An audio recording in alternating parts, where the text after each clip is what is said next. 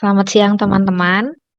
Perkenalkan kami dari kelompok 3 yang hari ini akan membahas review film nih tentang perjuangan Jenderal Sudirman. Nah, sebelum itu perkenalkan nama saya Gusti Ayudian di sini sebagai ketua kelompok. Hari ini teman-teman saya siapa? Gita Hashim. Dan satu lagi. Irfan Berdia. Oke. Membuka apa ya? Review film kita hari ini tuh kita harus tahu dulu nih filmnya tentang apa dan kapan sih film ini dibuat. Oke, Kak Gita, gimana nih? Tahu nggak film yang akan kita bahas ini kapan dibuatnya?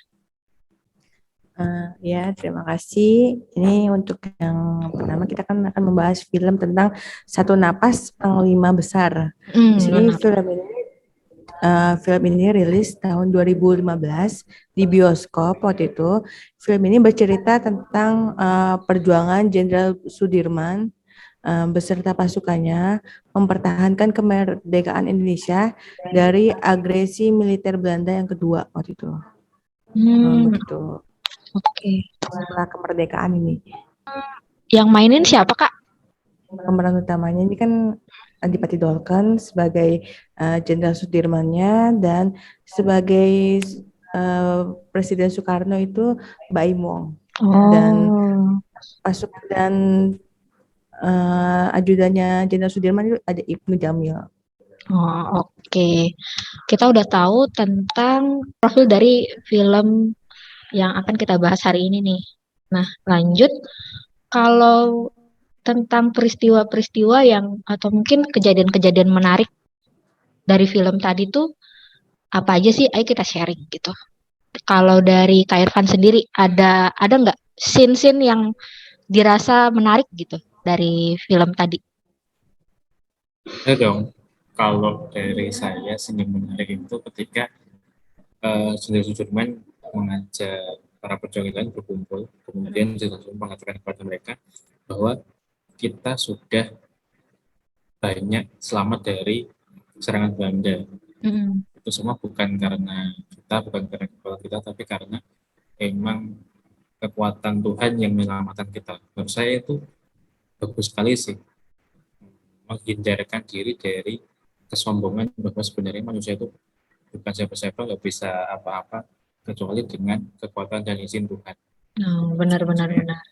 Kalau aku pribadi ada satu scene yang dimana waktu itu si Jenderal Sudirman ketemu sama Tan Malaka dan di situ beliau diajak gitu untuk ayo gabung sama kelompok saya gitu.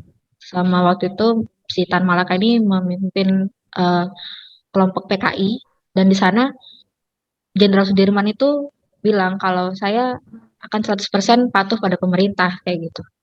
Dan sebagai tentara saya juga akan berjuang uh, bersama pemerintah kayak gitu. Kalau dari Kak Gita sendiri ada scene yang diingat gitu tentang film tadi? Banyak sih yang bagus banget di film ini ya scene-nya. Terutama kata-kata Jenderal Sudirman yang terus tetap semangat, terus berjuang melawan penjajah Belanda, walaupun Belanda punya perlengkapan yang lengkap seperti pesawat, tentara, bom, dan pasukan yang banyak, tapi Jenderal Sudirman dan pasukannya hanya jalan kaki, masuk ke hutan, tapi tetap semangat, nggak pernah menyerah gitu, untuk melawan musuh yang begitu besarnya, tapi dengan kekuatan, semangat, dan doa itu pasti semuanya akan berhasil seperti itu. Oke, baik. Banyak ya sebenarnya yang bisa kita gali lagi dari film tadi gitu. Tapi aku pengen tahu nih terkait nilai-nilai bela negara yang kalian dapat dari film tadi itu apa aja sih gitu. Dari Kak Gita ada nggak nilai-nilai bela negara yang mungkin didapat? Salah satunya dia Jenderal Sudirman ini sebagai Panglima Besar tentara saat itu, dia ada kata-kata kesetiaan saya sebagai Panglima Besar dan pasukannya adalah kesetiaan mutlak bagi pemerintahan Soekarno. Artinya apa? Jadi dia sebagai Panglima, sebagai pemimpin tentara saat itu, dia tidak menyelewengkan kekuasaannya untuk menjadikan alat politik, seperti benar-benar menjaga amanah sebagai seorang panglima besar untuk tetap berjuang bersama rakyat Indonesia. Itu sih Oke, kalau dari Kak Irfan nilai. ada nggak nilai-nilai yang ditangkap? Kalau dari saya ini sih nilai negara kita setiap ada Pancasila sebagai nilai negara. Jadi yang dia sebutkan di scene tentang pertumbuhan mereka kan, dia nggak mau ikut Malaka karena berbeda pandangan ideologi yang saat itu menggunakan PKI Indonesia sebagai negaranya dan Pancasila sebagai ideologinya. Makanya ketika dia berjuang itu kan atas nama negara. Sedangkan di pihak lain Tan Malaka tidak ikut berjuang, malah banyak sekali merugikan rakyat kayak tadi ketika di pasar dia merampok, menjara seperti itu. Oh, oke. Berarti tentang itu ya, tentang cinta tanah air, siap mati, dan tetap mempertahankan ideologi bangsa ya. Dan kalau kita lihat-lihat nih, terkait film tadi, kalau misalkan apa ya, peristiwa-peristiwa itu dikaitkan dengan kondisi sekarang nih. Kalau menurut aku pribadi, tentang terorisme sih, di mana saat agresi militer satu itu Belanda benar-benaran menyerang kota Yogyakarta dengan bom, terus banyak melakukan pembunuhan juga, menembakkan kayak gitu. Yang dimana hal itu juga masih terjadi juga sampai sekarang, walaupun bukan di negara kita gitu. Dan kalau dari Kak Gita atau Kak Irfan sendiri ada isu-isu yang ditangkap nggak sih dari film tadi?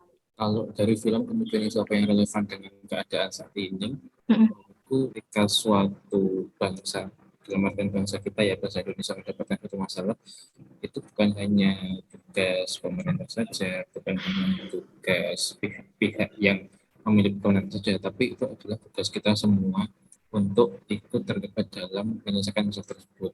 Di film Benar. tadi kan bukan hanya pejuang saja, bukan hanya saudara-saudara saja dan para pahlawan lainnya untuk menginginkan mempertahankan kemerdekaan, tetapi juga rakyat biasa, rakyat kecil yang dilewati di medan gerilya Jenderal Sudirman itu juga memberikan rumahnya untuk tempat tinggal, hasil panen sawahnya untuk makan, kemudian memberitahu ketika ada belanja datang gitu. Berbeda orang dengan berbeda job desk gitulah katakanlah, tetapi untuk satu isu yang sama, Indonesia seperti itu.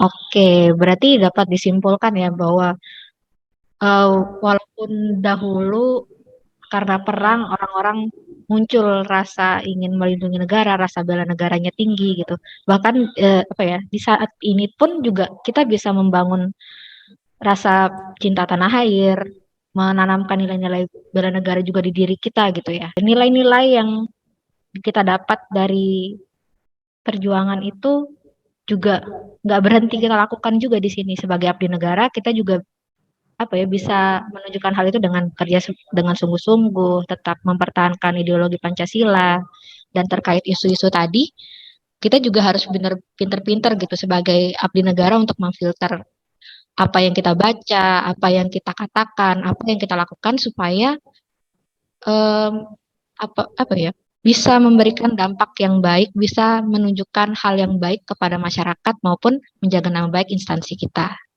Gitu. Sebagai penutup, ada lagi yang mau disampaikan dari teman-teman? Bagi saya, film ini bagus dan layak untuk ditonton oleh teman-teman semua, terutama generasi muda yang mungkin merasa kalau mendengarkan sejarah itu membosankan, barangkali dengan menonton film ini yang berbentuk visual bisa lebih asik belajar sejarah seperti itu. Oke. Dari Kak Gita, ada tambahan nggak? Ada pesan sih, maksudnya kita nggak perlu jadi jenderal gitu, kita nggak perlu jadi panglima besar untuk jadi pahlawan, tapi kita jadi diri sendiri aja untuk bisa jadi pahlawan buat diri kita sendiri, buat keluarga, buat kantor kita, lama-lama ke lingkungan besar, ke negara. Kita semua bisa jadi seorang Jenderal Sudirman seperti itu. Semoga apa yang kita bahas kali ini bisa bermanfaat untuk teman-teman yang menonton di video kita kali ini gitu. Saya Dian mewakili Kak Gita dan Kak Irfan menutup video kali ini. Sampai jumpa lagi di video yang lain gitu. Terima kasih.